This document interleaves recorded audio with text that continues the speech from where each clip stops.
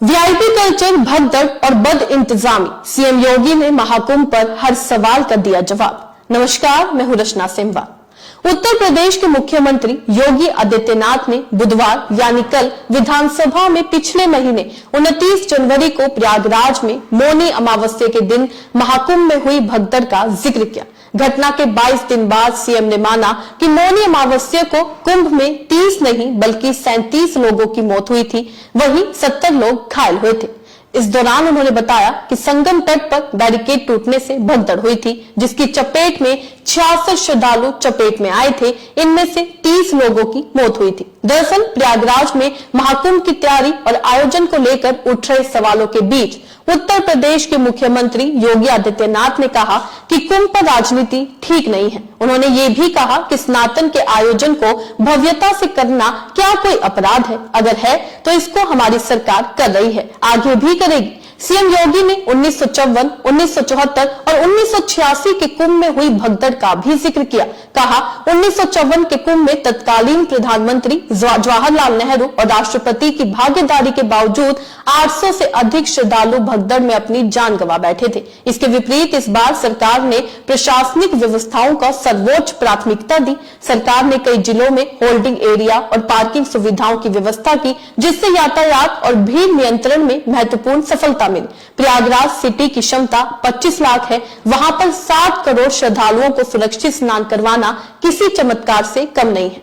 CM योगी ने विपक्ष पर हमला करते हुए विधानसभा में कहा कि जब हम प्रदेश की 24 से 25 करोड़ जनता को बचाने का काम कर रहे थे तो ये वही लोग हैं जो उपहास उड़ा रहे थे। आप भी सुनिए उन्होंने सदन में क्या कुछ कहा। कुंभ के खिलाफ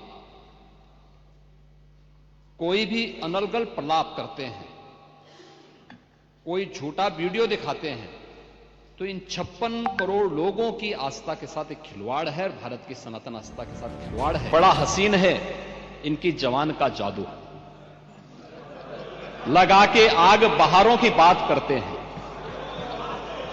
जिन्होंने रात में चुन चुन के बस्तियों को लूटा, वही नसीबों के मारों की बात करते। हो सकता है कि समाजवादी पार्टी के राष्ट्रीय अध्यक्ष भी जो शुरू से विरोध कर रहे थे, अंततः चुपचाप जाकर के डुबकी लगाए। हर अच्छे कार्य का विरोध करना है। तो उन्होंने कहा कि हिंदी इस सदन की भाषा है, तो हिंदी को तो हटाया नहीं। इस सदस्यों को एक छूट दी गई है कि वे किसी भी इन बोलियों में बोल सकता है, हिंदी में ट्रांसलेट की उसकी सुविधा मिलेगी। इस सुविधा है, थोपा नहीं गया है।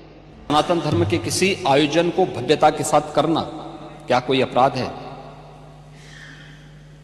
उस आयोजन को उन सीमाओं के साथ, उस आस्था को सम्मान देकर के आगे बढ़ाना क्या कोई अपराध है?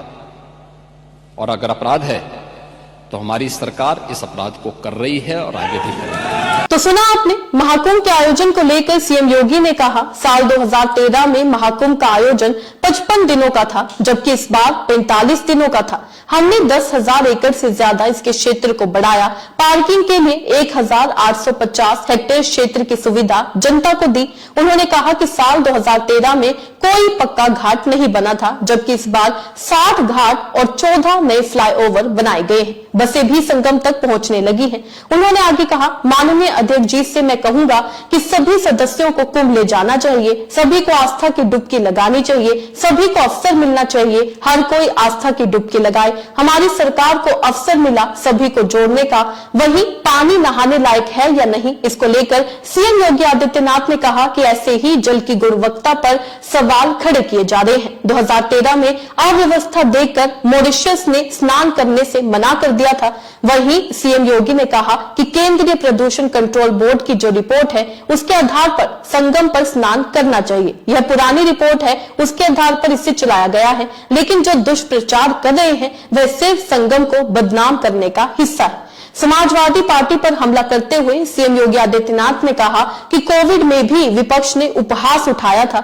ये लोग वैक्सीन को बीजेपी की वैक्सीन कहा करते थे, अब कुंभ का विरोध करना इनकी मजबूरी है। उन्होंने कहा कि 2017 से पहले यूपी के लोगों के सामने पहचान का संकट था, लेकिन पिछले 8 सालों में यूपी की छवि बदली है। अब यूपी के लोगों को सम्मान मिलता है। 5000 साल पहले भी कुंभ का जिक्र मिलता है पुराणों में। महाकुंभ की आलोचना पर जवाब देते हुए सीएम योगी योगी ने कहा कि अखिलेश ने विरोध के बाद भी स्नान किया। संक्रमित सोच का उपचार नहीं हो सकता। ममता बनर्जी महाकुंभ को मृत्यु कुंभ बता रही हैं, जबकि मल्लिकार्जुन खड़गे हजारों लोगों की मौत की बात कर रहे हैं। उन्होंने कहा इस प्रकार के गैर जिम्मेदाराना बयान दिए जाते हैं। उन्होंने बताया महाकुंभ में भेदभाव तो किसी के साथ नहीं हुआ। प्रयागराज महाकुंभ में क्रिकेटर शमी ने भी स्नान किया।